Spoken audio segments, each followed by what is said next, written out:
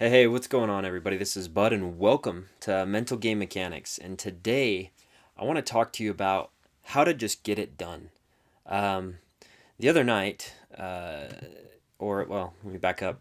Constantly, I'm continuing to ask myself and ask others, and everything I do around the mental game mechanics, everything around the mental game and mindsets, and how do we become better leaders, better, more productive people in our lives.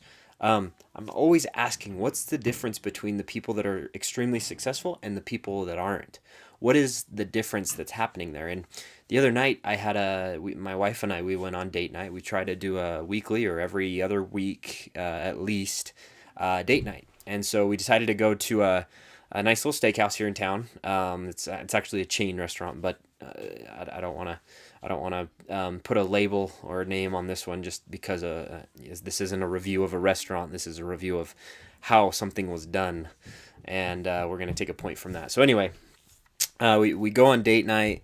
We were just excited to get away, and some people are like, well, let's go to a movie. And I was just excited to just go hang out and just talk and have a good conversation with my wife, and just have a good night together where we can just sit down and chill, and converse, right? Not just sit and watch a movie, like anyway. We were really excited about it, and so we decided to go, and we get to the restaurant, and we're just excited to walk in. And as we were walking in, we opened the doors. It was like two double doors, so it had one door and then the second one. And you walk in, the music's going and it's exciting and da da da da, and the whole ambiance of the place. And we get in there, and I look, and there's like 7 employees all standing together, and they were essentially gossiping and like on their phone, and like and they were just, I mean, they were having a good time, which is fine. I get that. But at the same time, when somebody's first impression walking into a restaurant is like, whoa, what's going on? Like, I mean, it was slow. There's nobody there, so I get that. But anyway, it was just kind of like, okay, guys, come on. This is like, you're supposed to impress your clients, not like, yeah. Anyway, for me, it kind of rubbed me the wrong way. It's like, oh, if I'm the manager of this place, I would be freaking ticked. And anyway, so we get our seat, where we get our host starts walking us back to our table, and we're walking back, and everybody's eating dinner and stuff like that. And as we get to the back of the restaurant, they kind of put us into the back corner. We get there, and he goes, "Oh, just wait a second. They're cleaning off the table. No big deal. I get it. Timing. You're moving people in, moving people out all the time."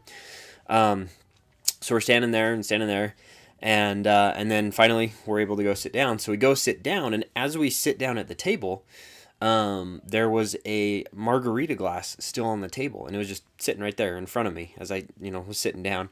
And the host looks at me and says, "Your server will come get that in just a minute." Okay, great, cool, but like, the point that really kind of rubbed me the wrong way was, and the point that I want to emphasize here, is that he was perfectly capable of grabbing a margarita glass, picking it up, walking it to the dish bucket, and dropping it there, and it would have been done. Right? It is not hard to pick up a glass and put it away for a server. Right? I mean, it was like, when he said that to me, I was like, okay, that's weird, but whatever, do your thing. It didn't bother me, but it got me thinking, right? It got me thinking, why couldn't you have just grabbed the glass and it would have been done? Instead of, your server will come get it. And I was just like, you gotta be kidding me, dude. It's like, it bothered me more after the fact than it did during.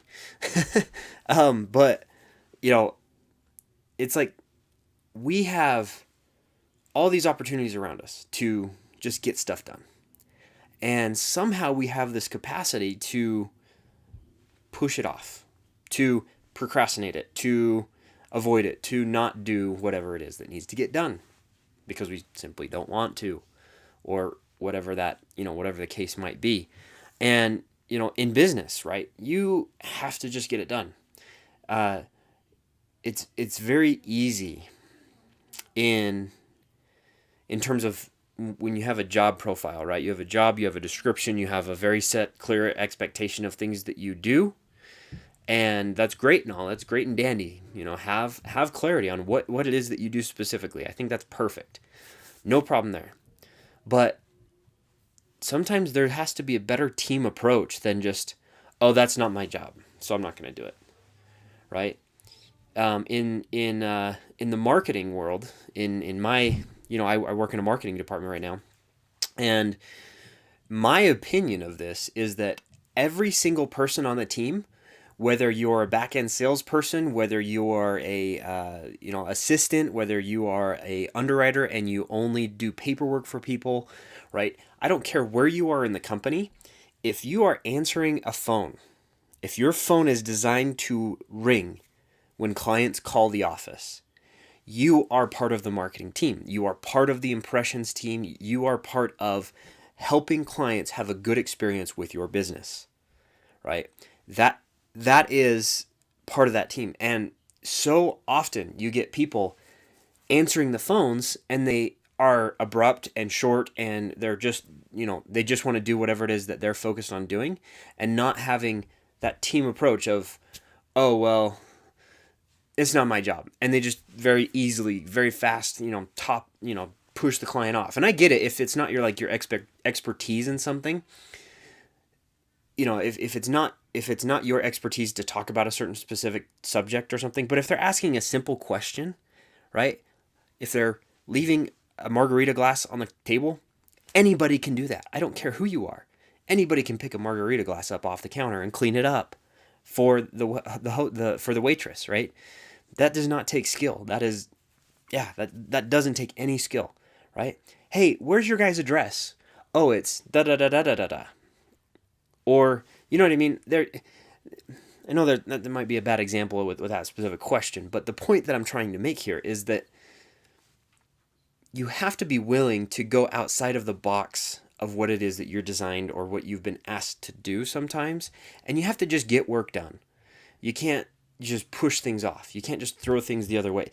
And again, I understand if there's I'm not talking about expertise here. I'm talking about simply productivity. If it's something that you can do in less than 2 minutes and you're capable of doing it, why don't you just do it? The team moves so much faster if everybody has a mindset of, hey, I'll just take care of it, right?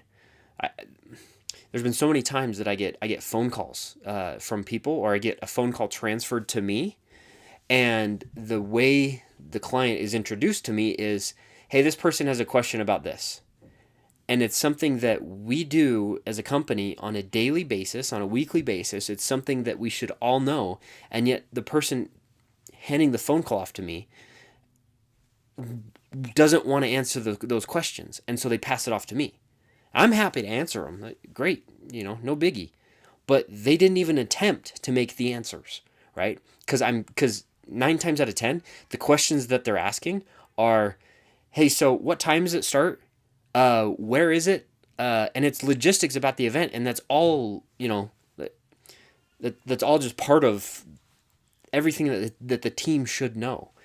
So anyway, a little bit of a rant there, but my point is, if you want to move the needle, you have to be willing to just get it done, regardless of what your role is, regardless of who you are, regardless of what the task is, right? If you see something that needs to be done and you're capable of doing it, just freaking do it.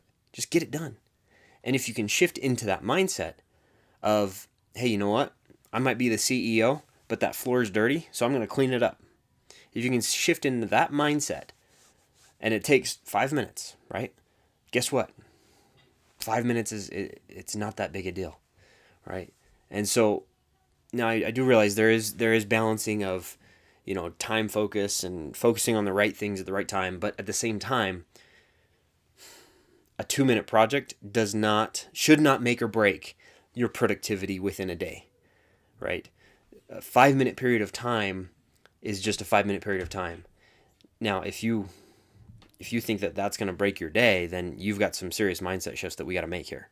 But It's simply about making progress every single day and moving the needle on things. And you can do that by simply being aware of what's around you and noticing the margarita glass on the table and not saying, oh, your server will come get that.